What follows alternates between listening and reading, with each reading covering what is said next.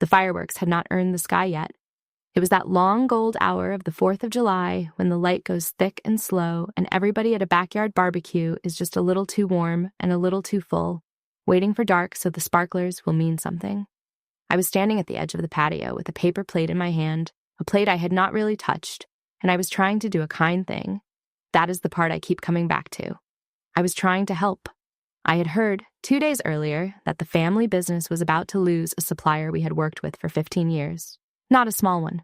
The grower up north who gave us our spring stock on terms no one else would touch, terms I had negotiated myself across a decade of slow Tuesday phone calls and remembered birthdays and one funeral I had driven 4 hours to attend. Drew was about to let it lapse over a billing dispute that would have taken me one afternoon to fix. So I waited for a gap in the noise, and I leaned in toward my brother-in-law and I said quietly that I thought we should call the grower before the holiday weekend, because once the new fiscal year started, his prices would change and we would never get them back. I did not get to finish. Larissa heard me. Larissa always heard the things that were not meant to be loud. She set her wine down on the table with a little click, and she smiled the way she smiled, the smile that was really for the audience, and she said it. Honestly, Thea, if you vanished, who'd even notice? You just sort of came with Will, and Will's gone. The table laughed. I want to be careful about how I describe that laugh, because it is easy, looking back, to make it into something operatic. It was not. It was a small, comfortable, communal laugh, the laugh of people who are sure of the ground they are standing on. My brother-in-law, Drew, laughed. His wife, Bethany, laughed, a hand over her mouth as if to be polite about it. A cousin laughed. Somewhere a child laughed because the adults had, without knowing why. It rolled around the patio and folded back into the ordinary sound of the evening, the ice in the cooler, the screen door, the radio playing something from 20 years ago. I had spent 11 years being the reason that grower still answered our phone. I had spent 11 years being the name 3 of our biggest clients actually meant when they said Renwick and Vale. And the woman who said no one would notice if I disappeared was my husband's sister, and she said it on a holiday, with a plate of potato salad in front of her. And not one person at that table thought it was worth a second look. I set my plate down on the table, very gently, the way you set down something you do not intend to pick up again. Good to know, I said. That was all. 2 words. I have replayed them many times, and I would not change them. There was no speech in me. There was something quieter and much larger, the feeling of a door I had walked past for years, swinging open on a room I had forgotten I owned. I said my goodbyes to the people worth saying them to, which took less time than it should have. I hugged Vera, my mother-in-law, who held on a half-second longer than usual and looked at me with something I could not read in the moment and understood completely later. I walked to my car, across the dry July grass, past the unlit sparklers in their box, past the cooler and the folding chairs and the whole apparatus of a family that had decided, somewhere along the way, that I was furniture that had spoken out of turn. Vera caught me at the side gate. She put her hand on my arm and she said, low, just for me, Thea, don't. And I did not know then whether she meant don't go or don't let them see it hurt. And I'm not sure she knew either. I kissed her cheek. I told her I loved her, which was true, and which I am glad were not the last words I left in that yard.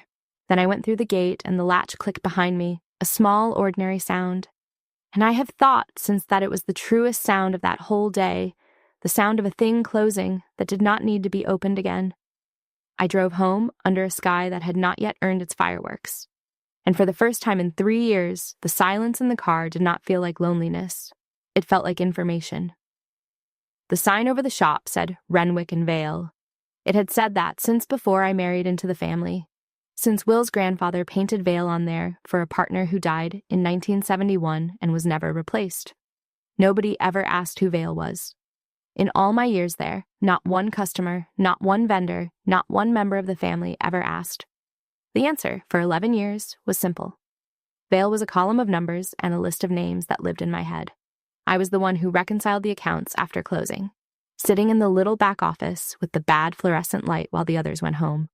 I was the one who knew that the hospital paid on the 15th and the city paid whenever it felt like it, and that you had to call the city the day before the quarter closed, or the invoice would sit until spring. I knew the password to the books. I knew which clients wanted a phone call and which ones wanted to be left alone, and which one, a retired school teacher named Mrs. Adler, wanted me to remember every year that her late husband had grown a particular old rose, a deep red one that smelled of clove, and to put 3 of them at the back of her border where she could see them from the kitchen window. That was the work nobody saw, not the planting, which anyone with a strong back could learn. The remembering, the being trusted. I designed gardens, yes, and I was good at it, good enough that people asked for me by name. But the thing I was truly good at was being the person a client would let into the most tender corner of their life, the corner where they were still grieving someone, or hoping for something, or trying to make one small piece of the world behave. You cannot put that on an invoice. You cannot recredit it in a brochure. It belongs to whoever earned it, and it goes where they go. There was an evening, maybe 2 years before the barbecue, when I was finishing a memorial garden for a widow whose husband had grown tomatoes his whole life. I had tracked down the exact heirloom variety he had favored, a thing that took me a month of calls, and I planted them along the path so she would walk past them every morning.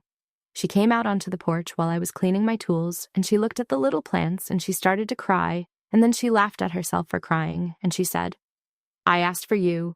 When I called, I told them, I only want the woman who did the Brennan garden. I always ask for you." Take the grower up north, the one I tried to save at the barbecue. His name was Linus, and he was the reason our spring stock came in better and cheaper than any competitor within 200 miles. He did not give those terms to a company. Companies came and went, and he had been burned by enough of them. He gave them to me because in my second year, I had driven up to his farm to look at his stock in person when no one else in our business bothered. And because when his wife was sick, I had remembered to ask after her every single time we spoke, by name, for 2 years. And because when she died, I had closed the shop for a day and driven 4 hours to stand at the back of a country church and sign the book. That was the whole secret of those terms. Nobody in my family knew the wife's name. Nobody knew there had been a wife. They saw a line item, good spring pricing, and they assumed it was the natural order of things, the way you assume the sun. It was not the sun. It was 4 hours each way and a name remembered. It was me. Or take the year-end close, which I did alone, every December in the back office, while the family had their holiday party in the front of the shop. I would hear them through the wall, the laughter, the music, Drew telling the same stories he told every year, and I would sit with the ledgers and find the small fires before they became big ones. The invoice the city had quietly let slip. The loan covenant with its tripwire, which I had learned about by reading our own bank documents more carefully than the man who had signed them. I kept us on the safe side of that tripwire for 7 years. No one ever knew the tripwire existed, which is precisely why no one ever thanked me for it. The work that keeps a disaster from happening is invisible by definition. You only find out it was being done on the day it stops. I drove home that night thinking I was the luckiest person in our whole operation because I had the part of the job that mattered. I believed that for a long time. I want you to understand that I was not collecting grievances. I loved the work. I loved it the way you love a thing you are quietly excellent at, the way that asks for nothing back. But the night of the barbecue, after Larissa said what she said, I went home and I opened my laptop and I pulled up a spreadsheet I had kept for years and never shown anyone. It was not a weapon. It was just a record, the kind of thing a careful person keeps. Every account, every relationship, every term I had negotiated, and every promise I personally held together. I looked at it for a long time. I looked at it the way you look at a door you have walked past for years without ever once trying the handle, and I reached out, in my mind, and I tried the handle. It would be dishonest to tell you that the cruelty started at that table. The table was only where it finally said its name out loud. The truth is that I had always been welcome in that family the way a guest is welcome, which is to say, welcome on the condition that you remember you are a guest. Will was different. I have to say that, because he is the reason I was ever there at all, and because the man deserves to be in his own story. I met him when I was 26, at a nursery of all places, both of us reaching for the same flat of lavender, and he laughed and said, I could have it if I told him what I planned to do with it. And I told him, in too much detail, and he listened to all of it as if it were the most interesting thing anyone had said to him in a year. We were married 18 months later. He brought me into the business and into the family in the same season, and from the first day he was clear about which one of those was the real gift and which one came with conditions. You're the best thing that ever walked into this family, he told me once, early on, in the truck, after a holiday where his sister had been particularly sharp. Don't let them tell you the order of operations. You didn't join us. We got lucky. His mother, Vera, believed that too. Vera was the only one of them who ever called me daughter without a little pause before it, without the invisible asterisk. But Larissa Will's younger sister, had decided long before I arrived that there was a fixed amount of belonging in that family, and that any I took was subtracted from her. And Drew, the older brother, was not cruel so much as comfortable. He took credit the way some men take the last parking space, not out of malice, just because it was there and no one stopped him. For 7 years it did not matter because I had Will, and Will was a wall between me and the cold. Then, in the autumn of 2021, Will's heart stopped. He was 40, he was standing in the greenhouse, and then he was on the floor, and then very quickly, in a way I still cannot make my mind walk all the way through, he was gone. Grief, I learned, is a kind of audit. It goes through your life line by line and tells you exactly what your presence was worth to people, and to whom. Some people surprised me with their tenderness. Mrs. Adler sent a card every week for a year. Vera called every night just to let me cry into the phone. But the family as a whole, the machine of it, recalculated me almost at once. Within a month, my seat at Sunday dinner had migrated to the end of the table, near the children. Within a year, the new shop brochure listed Drew as lead designer on 3 gardens I had designed alone, with my hands, while Will was still alive to see them. There were smaller things, too, the kind that are too small to name out loud without sounding petty, which is exactly how that kind of erasure protects itself. The family group messages I was somehow always left off, and then teased for not knowing about. The holidays where the planning happened in rooms I was not in. The way Larissa began, after Will died, to refer to me in the third person while I was standing right there. Oh, Thea doesn't mind. Thea's happy to. We don't have to ask Thea. As if I had become a function rather than a person, a thing the family did rather than a member of it. The way my name slowly stopped being said at all, and I became Will's widow, as if that were a job title, as if the most defining fact about me was a loss that had happened to a man. I told myself stories about all of it. Larissa was grieving too in her way, and grief makes people sharp. Drew did not mean it, he was just careless. Vera's love made up for the rest, and in truth it almost did. I became very good at telling myself stories, because the alternative was to add it all up, and I was afraid of the total. I balanced the family's books in my head the way I balanced the shop's, except that with the family I kept fudging the numbers, kept entering my own worth as a loss and calling it love. It is a strange thing to be excellent at accounting and to refuse for 3 years to run the one set of numbers that mattered most. I noticed all of it. I want to be honest about that. I was not a saint absorbing blows in serene ignorance. I noticed, and I catalogued, and I said nothing, because I told myself that this was what was left of Will, that the family was the last room he still lived in, and that if I left it, I would be leaving the last of him too. So I kept showing up. I kept fixing the books and remembering the clients and sitting at the children's end of the table.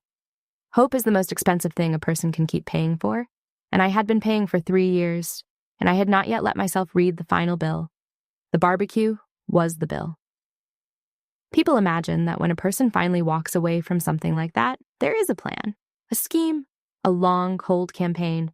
I want to tell you the truth, because the truth is stranger and quieter and I think more useful. There was no plan. There was only arithmetic. The night of the barbecue, I sat at my kitchen table with that old spreadsheet open, and I did not write a single angry word. I did not draft a speech. I did something much simpler and much more frightening. I took Larissa's sentence completely seriously. I treated it as a hypothesis. If you vanished, who would notice? All right, I thought, let us find out. Not as revenge. As a genuine question, the kind an honest person asks when they have run out of other questions. I made a list of everything that would simply stop happening if the sentence were true. If I vanished, the grower up north would not extend our terms because the terms were a personal favor to me and to no one else. The hospital's healing garden program, which renewed every year on a handshake, would go out to bid because the handshake was mine. The botanical garden's seasonal installation, our single largest contract, was a relationship I had built over 9 years with a director who texted my personal cell when she had a question on a Sunday. The city contract survived only because I knew to call before the quarter closed. The books would not balance themselves. Mrs. Adler's roses would not get planted. And Sadie Kwan, our head grower, the most talented young person I had ever trained, stayed at Renwick and Vale for exactly one reason, and the reason was not the name on the sign. I looked at that list for a long time. It was not a list of how I would hurt them. It was a list of how much I had been holding all this time, with no one watching and no one thanking me, and, as of that afternoon, at least one person actively laughing at the idea that I existed at all. And I understood something that rearranged me from the inside. The only thing keeping me tethered to people who had told me I was nothing was my own hope that they did not mean it. That was the rope.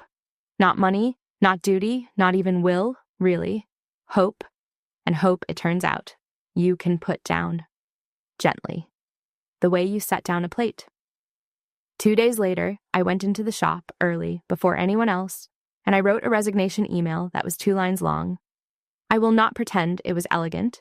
It said that I was leaving the business effective immediately, that I wished them well, and that the books were current and the year-end folder was in the usual place. Then I built that folder, carefully, completely, every login and every account and every contact, and I left it exactly where they would find it. Not because I wanted to make it easy for them, because I did not want to be a person who broke things on the way out.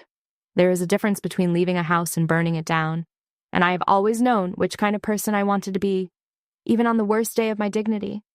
I spent those last 2 days at the shop doing the most thorough work I had ever done, which is a strange thing to do for people you are leaving, but I needed it for myself more than for them. I labeled everything. I wrote out in plain language the things that lived only in my head, the grower's terms and the city's quarterly tripwire, and which client wanted what and when, the whole invisible architecture of the place. I put it all in one folder, clearly marked in the top drawer of the desk. I knew, even as I did it, that they would not open it in time, that they would go on assuming the building ran itself the way they had always assumed it ran itself. But I did it anyway, completely, because I was not leaving in order to watch them fail. I was leaving because I could no longer afford to stay. Those are different leavings, and the folder was how I kept mine clean. Drew passed me on his way in, coffee in hand, eyes on his phone. "Yeah, take your time off, he said, not really hearing me. "We're slammed." I did not correct him. I did not slam anything. I just stopped being the load-bearing wall in a house that had spent 3 years telling me I was decoration, and I walked out before the cracks could appear, so that no one could ever say the cracks were my fault. I gave myself 2 weeks. I found a town 3 states away, on the coast, a place where the air smelled of salt and the rent was cheap because the season was short and nobody there had ever heard the name Renwick. I packed what was mine, which fit, humiliatingly and then liberatingly, into one car. And on a gray morning in the middle of July, I left no forwarding address, and I drove east until the land ran out. Nobody tells you that disappearing is mostly a series of evenings where you talk yourself out of going back. The first weeks in the new town were not triumphant. I want to say that clearly because the version of this story where a wronged woman strides off into a golden new life is a lie, and lies do not help anyone. The truth is that I rented a room above a hardware store with a ceiling I did not recognize, and I lay under that ceiling, night after night, and felt the full weight of what I had done. I had walked away from the last room my husband lived in. I had walked away from Vera, who had done nothing but love me. I had walked away from a life that, for all its cruelties, was the only life I had. And the pull to go back was enormous. It did not come dressed as weakness. It came dressed as reason. Maybe I had overreacted. It was just a joke. Larissa always talked like that. Vera would be worried. The business would struggle without me. And was that fair to the people who had nothing to do with the barbecue, the part-timers, the clients? I could go back, I told myself, and simply set a boundary this time and be the bigger person, and make myself just small enough to fit the chair they had always kept for me. That is the squeeze. It is not other people pushing you. By then there was no one around to push. The squeeze is the voice inside that has spent years learning to make you small, and that keeps working its shift long after the people who installed it are gone. The hardest part of leaving was not the leaving. It was the 40 nights afterward when I had to leave again, in my own head, before I fell asleep. There was one night, maybe 3 weeks in, when I got as far as typing the message. I had my phone in my hand at 2 a.m, and I had written the whole thing to Vera, that I was sorry, that I had overreacted, that I missed everyone, that I would come back and we could all just move forward. My thumb was over the send button, and I made myself read it one more time, slowly, and I noticed that every single sentence was an apology. I was apologizing for leaving a place that had told me to my face I would not be missed. I read my own words, and I saw a woman so trained to be the problem that she would say sorry for the crime of believing what she had been told. I deleted it, one letter at a time, and I sat in the dark and I shook, and I did not send it. That was the hardest thing I did that whole year. Not the leaving, the not going back at 2 a.m. What saved me in those weeks was my hands. I took a job at a coastal nursery, an honest, humble job, hauling stock and watering and helping customers who had no idea I had ever designed anything. And the first time I knelt down in a bed of soil to show a man how to set out his seedlings so the roots would take, something in me settled that had been loose for 3 years. The skill was still mine. It had not lived on the sign. It had not belonged to the family. It was in my hands, portable, unbranded, mine. There was a woman who ran the place, an old hippie named Margot Sayer, 60 if she was a day, with silver hair down to her waist and an opinion about everything that grew. She watched me work for about a week without saying much. Then one afternoon, she came and stood next to me while I was rescuing a tray of half-dead lavender that the previous person had nearly drowned, and she watched me thin them and repot them and talk to them a little under my breath, and she said, "Whoever taught you to plant like that did the world a favor."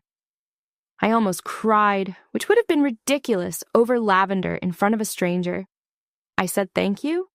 I did not tell her that no one had taught me, that I had taught myself across 11 years that a whole family had decided were worth nothing.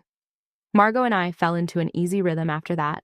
She did not pry. She had clearly survived something herself, some long-ago wreck she never named, and she recognized the look of a person putting themselves back together, one ordinary day at a time, and she gave me the thing such a person needs most, which is to be treated as completely normal. She let me work. She trusted my hands with her stock. She told me around the second month that I was wasted hauling other people's inventory and that I should be designing again, and when I said I did not know if I had it in me to start over, she snorted and said, "Honey, you already started over the day you got in the car. The hard part is behind you.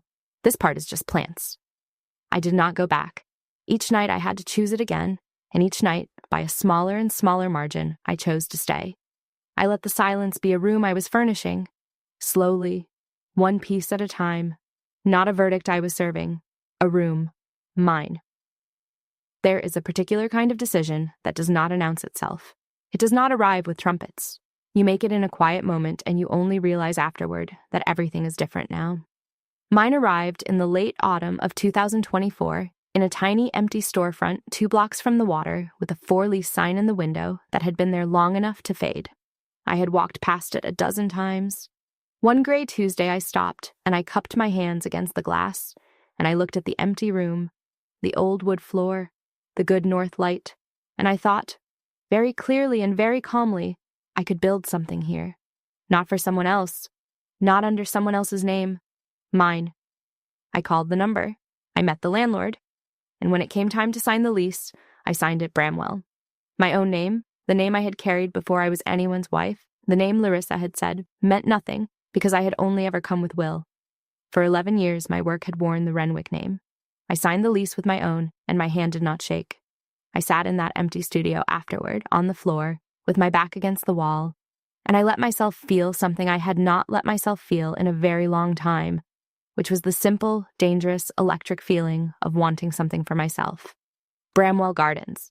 It sounded like a real thing. It sounded like a place. I had almost no money. I had 1 car, a folding table, a laptop, and a head full of plants. What I did not fully understand yet, what I was about to learn, was that I also had something the family had never believed was real because they could not see it and could not put it on a brochure. I had the relationships. They were not the companies. They had never been the companies. They were mine, the way a friendship is yours and not your employer's, and they were portable, and they were loyal, and they had simply been waiting all this time to find out where I had gone. I made 1 phone call to test it. I called the director of the botanical garden, the woman who texted my cell on Sundays, the contract that had been our single largest account for 9 years. I had not spoken to her since I left. I did not even know if she knew I was gone.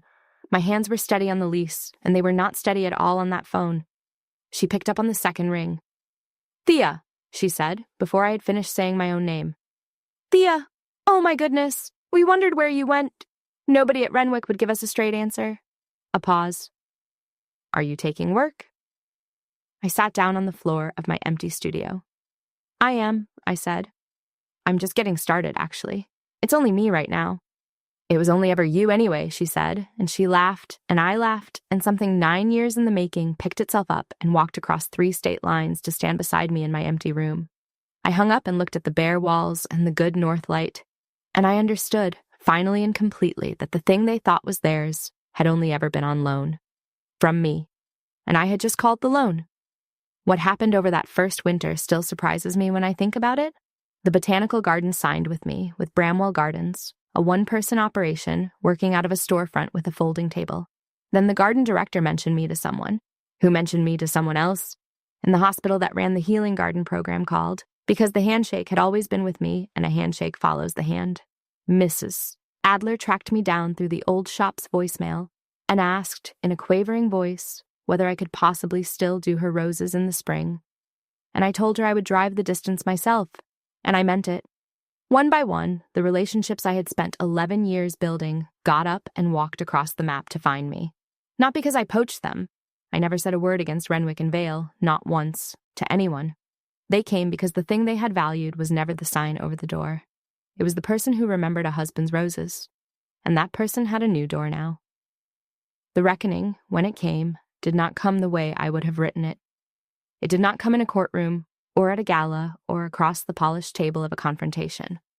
It came as a knock on a door I no longer lived behind, 11 months after a woman at a barbecue had asked who would ever notice if I disappeared. I learned the details later, in pieces, the way you learn about a storm that has already passed over the place you used to live.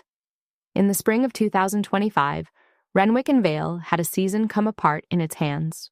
The grower up north, his terms expired, sent the new price list, and Drew, who had never understood that the old price was a favor and not a fact, could not believe it, and did not call in time, and the spring stock came in late and thin and twice as expensive. The Botanical Gardens contract went out to bid and did not come back. The hospital's program, the handshake program, quietly moved to another firm. The city, uncalled before the quarter closed, let an invoice rot until it triggered something with the bank. Some covenant on the loan that I had spent years keeping them safely clear of without anyone knowing the cliff was even there. And Sadie Kwan, the best young grower I ever trained, the one who had stayed for me and not for the sign, gave her notice in October and did not look back. I did not gloat over any of this, partly because gloating is not in me, and partly because I did not even know most of it as it happened. I was 3 states away, planting other people's gardens. I heard the news the way you hear about weather in a town you used to live in, secondhand, in fragments. A little unreal. The garden director mentioned, almost apologetically, that Renwick had bid on the contract and lost it. A former part-timer found me online and sent a long, sad message about how the spring had gone. I read these things with a strange double feeling, grief and relief, braided together so tightly I could not pull them apart. Grief, because I had built that business with my hands and loved it, and watching it fail was like watching a garden I had planted go to ruin under a careless owner. Relief, because every piece of bad news was also a piece of proof, arriving on its own and unbidden, that the thing they had called nothing had in fact been holding up the roof. They could not run the thing without me. That is the plain fact of it, and I take no joy in writing it, because real people who had done me no wrong worked there too. But the family, the machine that had laughed at that table, found itself holding a business it did not actually know how to operate. And it could not find the one person who did because she had left no forwarding address. So they hired a man to find me. His name was Emmett Doyle. He was a private investigator, somewhere in his 50s, with a tired, decent face and the careful manners of a man who has spent his life delivering news people did not want. He found my old apartment first, the one above the hardware store, in June, and a new tenant answered the door and had never heard of me. I have pictured that moment many times since, the knock at the door above the hardware store, the door I had cried behind for 40 nights, the door I had finally stopped wanting to walk back out of. By the time anyone came looking for me there, I was already gone from it in every way that mattered, already 2 blocks toward the water with a lease in my own name. There is something almost funny about it, if you hold it at the right angle. They spent money to send a man to knock on a door I no longer lived behind, to find a woman who, 11 months earlier, they had agreed out loud would not be missed.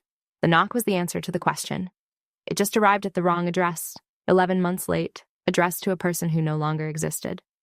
It took him a few more weeks to trace me to the studio. And when he found me, he did something I have respected ever since. He called first, and he told me the truth before he asked me for anything. "Ms. Bramwell," he said on the phone, "my name is Emmett Doyle. I'm a licensed investigator. I was hired to locate you, and I want to be straight about who hired me before you decide whether you want to talk to me at all." It was Drew and Larissa Renwick. I was standing in my studio, which by then had a name on the glass and soil under the work table, and Sadie's seedlings on the south sill. I held the phone, and I looked at all of it, and I felt strangely calm. "I'll talk to you," I said. come by the shop." He came the next afternoon. He was apologetic about taking my time. He had a folder, and he laid it out on my work table with the gentleness of a man who knows he is holding someone's old life, and he walked me through what they wanted, which was, in a word, me. They wanted me to come back. They had authorized him to make an offer. They were prepared, he said, to discuss a title, a stake, an apology. It was, by any measure, a good offer, better than anything they had given me in 11 years of actually earning it. A partnership stake, a real title, my name, on the sign at last, beside Renwick where Vale used to be. I noticed the timing of it, the way you notice everything once you have stopped being afraid. They had never once offered me a stake while I was making them money, quietly and well. They offered it only now, when they were drowning, when it was not recognition at all but a lifeline they needed me to throw them while calling it a gift. The math had not changed. I had simply moved to the side of the ledger where I could finally read it right side up. But it was the folder that undid me, quietly, where he could not see, because the folder was a list of everything they had lost, and I knew every line on it by heart, because every line on it was a thing I used to carry: the grower, the garden, the hospital, the city, the covenant, Sadie. He thought he was showing me a problem to solve. He was showing me a receipt, an itemized line-by-line account of exactly what my presence had been worth, totaled at last, in the only language that family ever fully understood, which was the language of things going wrong.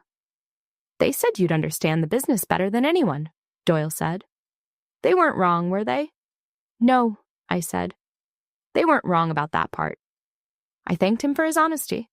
I told him I would not be sending a message back and that I did not want him to soften that he could tell them simply that he had found me and that I had declined.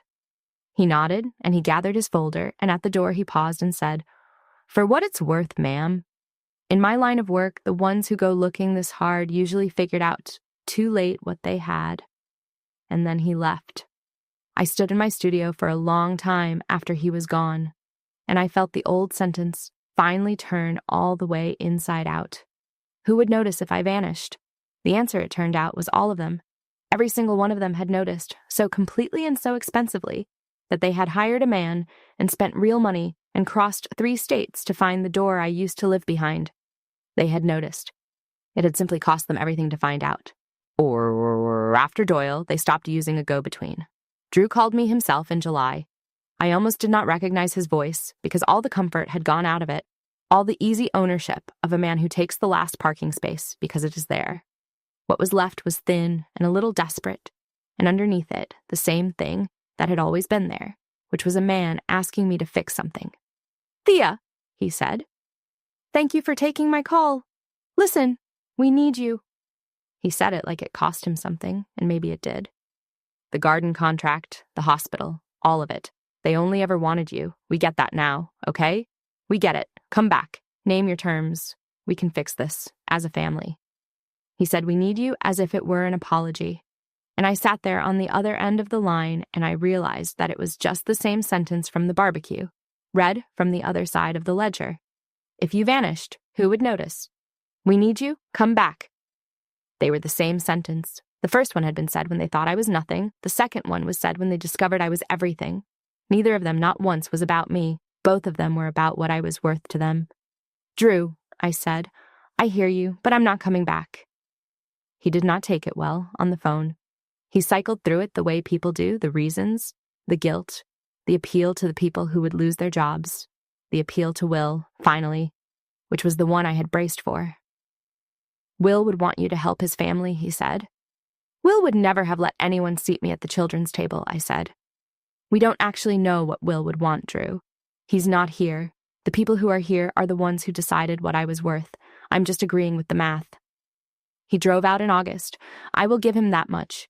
He got in a car and crossed 3 states, which is more than the phone, and he stood in the doorway of my studio in his good shirt, looking at the name on the glass, looking at the seedlings and the soil and the real and growing thing I had built without any of them.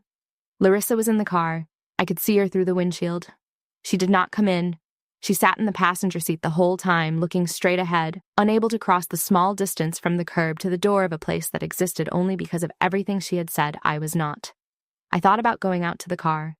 For one moment, I genuinely considered walking out to the curb and tapping on that window.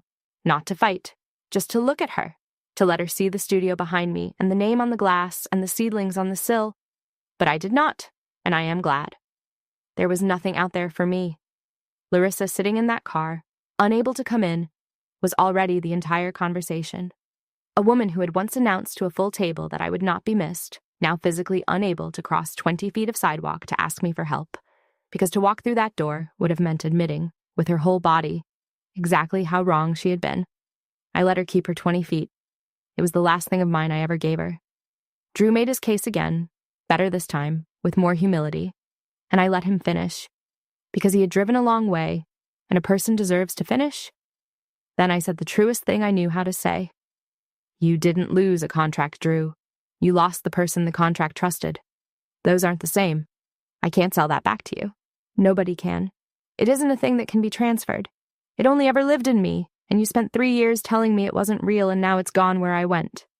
He looked at me for a moment, and something in his face understood it, maybe for the first time. Then he nodded, and he left. I watched the car pull away from the curb, Larissa still staring through the windshield, and I want to tell you, I felt powerful, victorious, vindicated. I did not. I felt the specific, hollow quiet of a debt I had finally stopped trying to collect. The business I had built with my own hands and my own heart was coming apart in the hands of people who had never valued it, and there is no version of that which feels like winning. It just feels like the end of something, which is sometimes the most you can hope for, on ball. I do not want to leave you with the idea that I walked away clean, that the math was simple and the leaving was easy and I never looked back. That would be its own kind of lie, the kind that makes people who are suffering feel like they are doing it wrong. Leaving cost me.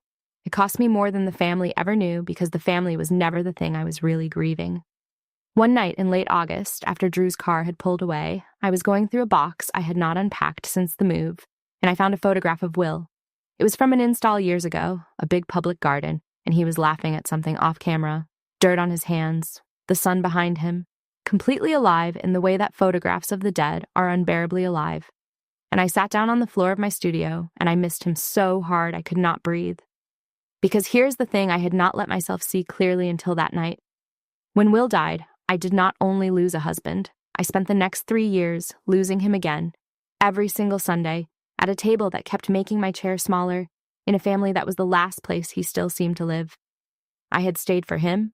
I had endured the cruelty for him, because leaving felt like leaving the last of him behind. And what I finally understood, on the floor of my own studio with his laughing face in my hands, was that he had not been in that family for years. They had not kept him alive for me. They had used my love for him as the rope that kept me tied to my own diminishment. Will was not at that table.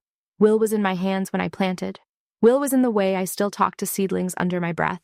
Will was in the fact that I had finally built a thing he would have been proud of. I had not left him at the barbecue. I had been carrying him the whole time, out the door 3 states east, into a studio with my own name on the glass. He came with me. He always would. I grieved properly that night. For the first time in 3 years, not the grief of audit and erasure, but the clean, terrible, honest grief of a woman who had loved a man and lost him, and was finally, at last, allowed to just be sad about it without also defending her right to exist. I kept the photograph out after that. I framed it and set it on the windowsill of the studio, next to the seedlings, where the morning light hit it. Clients sometimes asked who he was, and I learned to say, simply, my husband. He taught me half of what I know about this, which was true, and which let me say his name out loud in a room that had never once made me small for missing him. That is the thing the new life gave me that the old one never could. At the family table, my grief had been an inconvenience, a thing to be managed, a reason to move my chair. In my own studio, it was just love, allowed to sit in the window in the sun, where anyone could see it. And then, a few weeks later, in September, the door of my studio opened and Sadie Kwan walked in.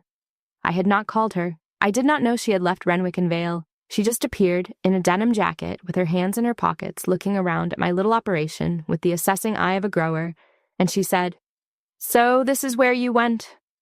I did not know what to say, so I said the truth, which was, "Sadie, how did you find me?" She shrugged. "The garden director told me. I called everyone I could think of for months." She looked at the seedlings on the sill, my seedlings, and she nodded slowly, approving. "I didn't stay at Renwick for the name on the building, Thea. You know that. I stayed for you. And then you were gone. And the whole reason I was there was gone, so—" She spread her hands. "So here I am.